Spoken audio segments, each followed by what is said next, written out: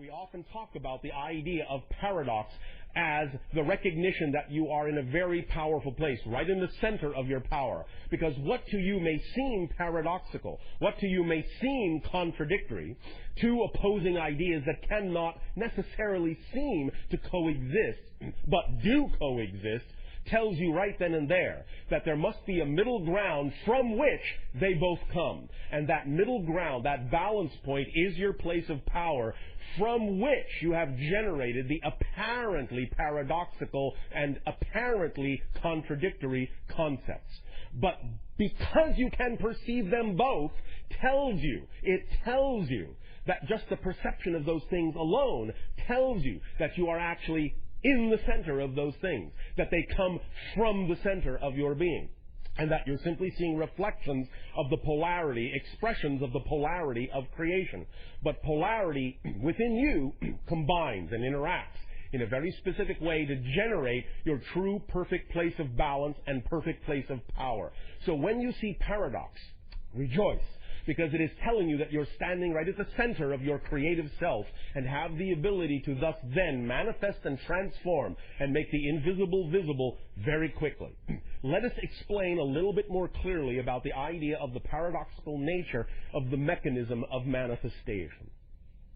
Many of you have been taught to think about the idea of manifestation as an issue of intention, and as an issue of focus, as an issue of concentration. And in a sense, this is accurate. However, a very important point is often left out, or at the very least, sometimes this point is spoken of independently, and so no connection is made to the idea as a whole concept.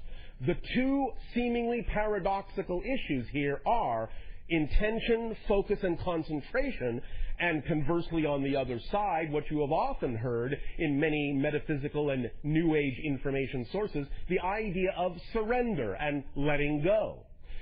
These two things are not diametrically opposed. They are not mutually exclusive. They work together in a whole mechanism. In other words, the secret, one direction of the paradoxical mechanism is the idea of intention, focus, and concentration, and then, after that has been done, letting go and surrendering and letting the intention, focus, and concentration do its job on higher levels.